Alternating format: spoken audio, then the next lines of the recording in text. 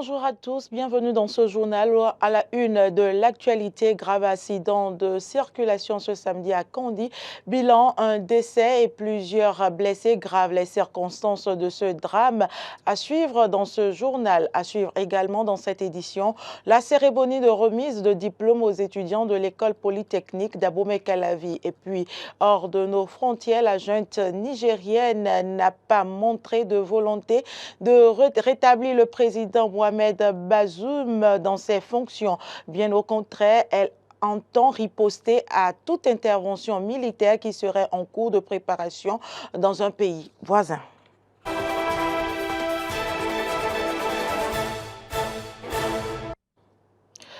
Bienvenue à nouveau. Grave accident de circulation ce samedi à Kandy.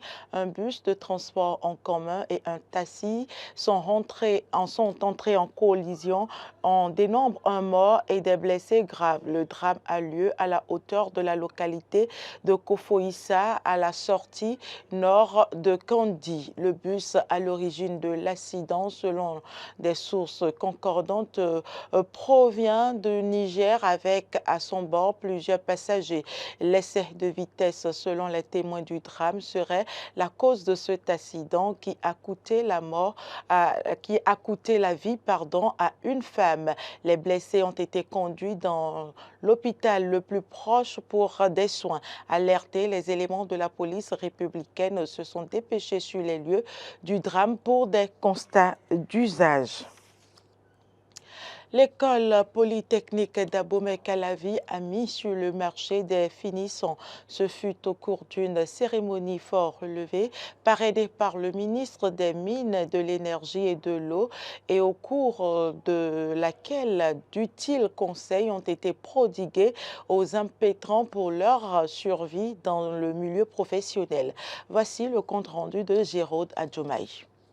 Cérémonie officielle de finissant de l'école polytechnique. Une cérémonie déroulée au campus d'Abomey-Calavi en présence de parents, amis et enseignants venus soutenir l'événement.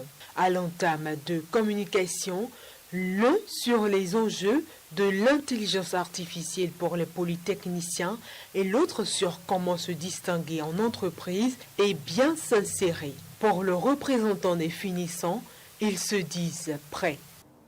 Ces jeunes esprits qui ont travaillé dur et se sont dévoués pendant de nombreuses années sont maintenant prêts à apporter leurs compétences, leur créativité et leur passion au sein du monde professionnel pour le développement de notre pays, le Bénin. Nous sommes fiers de leurs accomplissements et nous avons hâte de voir comment ils façonnent notre avenir. Une cérémonie marquée par la présence des officiels qui n'ont pas manqué de prodiguer quelques conseils. J'adresse mes félicitations à tous les lauréats et les exhorte à faire la fierté de l'école polytechnique d'Abomey-Calavi partout où ils seront et de porter haut le flambeau de notre chère école. Beaucoup d'entre vous auront la chance de s'insérer dans une entreprise. Et je prie sincèrement pour vous, pour qu'il en soit ainsi. Mais une fois dans l'entreprise, vous devez faire preuve de dignité. Vous devez faire preuve d'efficacité. Vous devez faire preuve de probité pour faire honneur à notre école. Parce que ceux qui sortent de cette école, c'est des gens bien formés sur le plan physique, moral et intellectuel. Malheureusement, il y en auront qui n'auront pas tout de suite de l'emploi. Alors c'est le moment pour vous maintenant de mettre votre génie en ébullition. 2 événements en un, journée du monde professionnel et en même temps cérémonie officielle de sortie des finissants. Pour le représentant du ministre Adambi Seydou, parrain de l'événement, rien n'est encore fini. Chers apprenants, parce que pour moi, vous n'avez pas fini d'apprendre. Lorsque vous avez votre diplôme et vous ne pouvez pas savoir vous vendre, cela suppose que vous n'avez pas encore un diplôme. vous avez un simple papier. Des prestations culturelles, mais également la remise de parchemins ont clôturé cette cérémonie qui désormais rend 2 promotions 2020-2021 accessibles au marché de l'emploi. Naturellement, je suis très contente d'avoir reçu, après avoir fait ces 5 années de formation à l'école polytechnique d'Abomey-Calavi, c'est un honneur pour moi de recevoir mon parchemin. Et je suis très content de cette cérémonie qui marque la fin de notre formation et qui nous ouvre les voies sur le chemin de l'emploi, le chemin de l'entrepreneuriat, le chemin de l'épanouissement professionnel. Et avec les encouragements de nos enseignants, du personnel de l'EPAC et même de l'université, nous sommes sûrs de transcender l'univers de la science, d'apporter une plus-value dans notre milieu et d'apporter de meilleures solutions pour rendre la vie beaucoup plus facile à nos compatriotes. Aujourd'hui, c'est un jour heureux pour moi qu'on ait un garçon qui est en train de finir pour recevoir son diplôme. C'est une fierté. Étudiants, parents, tous exprimèrent une grande joie. Au total, 27 ouvriers, dont 6 pasteurs, 7 diacres, 12 diaconesses et 2 pasteurs des jeunes ont été ordonnés hier à l'église Star House Ministry. Cette cérémonie organisée par le couple pastoral King et Tatiana Wankba s'est déroulée sous la supervision de l'évêque Johnson Abiodun. Les nouveaux ouvriers ont prêté serment devant les responsables de l'église et les fidèles. Ils ont promis à travers leur serment accomplir la mission sans relâche. Nous y reviendrons dans nos prochaines éditions. Actualité en dehors du Bénin à présent, malgré la fin de l'ultimatum fixé par la communauté économique des États de l'Afrique de l'Ouest, la junte nigérienne n'a pas montré de volonté de rétablir le président Mohamed Bazoum dans ses fonctions. Le Conseil national pour la sauvegarde de la patrie a publié plusieurs communiqués hier qui démontrent une pression qui s'accentue autour de la junte militaire.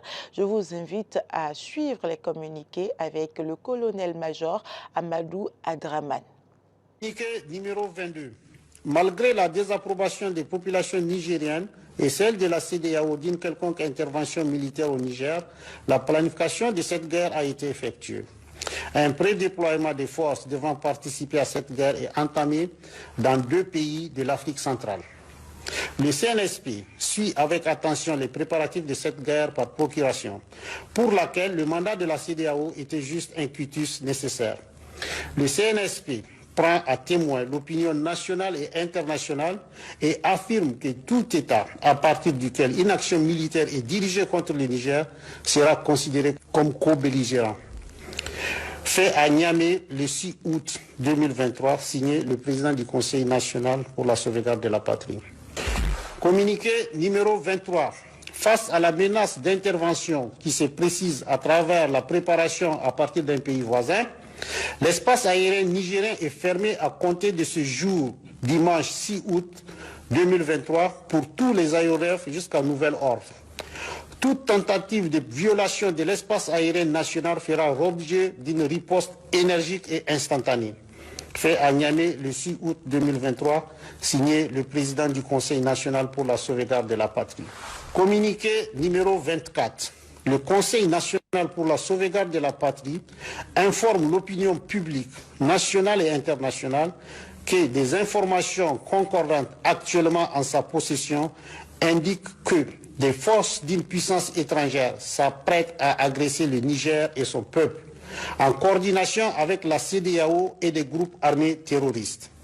Le Conseil national pour la sauvegarde de la patrie met en garde la CEDEAO à la solde de cette puissance étrangère contre toute ingérence dans les affaires intérieures du Niger, ainsi que les conséquences désastreuses de cette aventure militaire sur la sécurité de notre sous-région, sa stabilité et l'unité de notre communauté.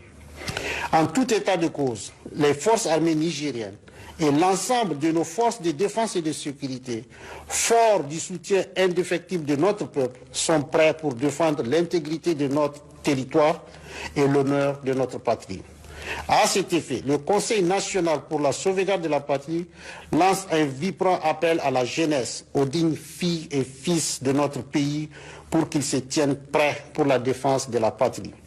Vive le Conseil national pour la sauvegarde de la patrie, vive le peuple nigérien digne et souverain, vive le Niger indépendant. Ousmane Sonko, en prison depuis le 31 juillet, a été transféré hier au service des urgences d'un hôpital de Dakar en grève de la faim. Depuis son incarcération, l'opposant sénégalais est physiquement mal en point. C'est à l'hôpital principal de Dakar, l'un des plus grands hôpitaux de la capitale sénégalaise, qu'Ousmane Sonko a été évacué. C'est une mesure prise sur conseil du médecin de la prison de Sébikotane, où est incarcéré l'opposant sénégalais depuis le 31 juillet. Un des responsables du parti patriote africain du Sénégal pour le travail, l'éthique et la fraternité, PASTEF, nous apprend que sur son lit d'hôpital, Ousmane Sonko a signifié à ses avocats qu'il ne compte pas cesser sa grève de la faim, tout en demandant aux autres détenus des prisons du Sénégal d'arrêter cette forme de résistance. Il avait lui-même invité les prisonniers dits politiques à observer une grève de la faim. Certains avaient suivi ce mot d'ordre. Plusieurs parmi ces détenus ont été admis dans des hôpitaux sénégalais. C'est le cas du journaliste Pape Alé Niang et d'un chroniqueur d'une télévision de la place, Cheikh Bara Ndiaye. Des femmes détenues à la prison pour femmes de camp pénal ont également entamé une grève de la faim depuis une semaine.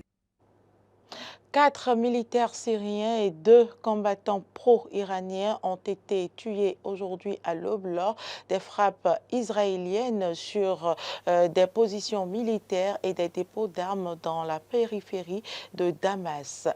C'est ce qu'a indiqué une ONG. L'agence officielle syrienne avait fait état de 4 militaires tués et 4 autres blessés dans ces frappes. Selon l'Observatoire syrien des droits de l'homme OSDH, une ONG basée au Royaume-Uni et qui dispose d'un vaste réseau de sources sur le terrain, 4 militaires syriens, dont un officier, ont été tués, ainsi que 2 combattants pro-iraniens, 2 soldats syriens et 5 combattants étrangers ont également été blessés dans les raids qui visaient des positions et des dépôts d'armes et de munitions, notamment près de l'aéroport international de Damas. Selon l'OSDH, des dépôts d'armes et de munitions des milices pro-iraniennes alliées au régime syrien ont été détruits.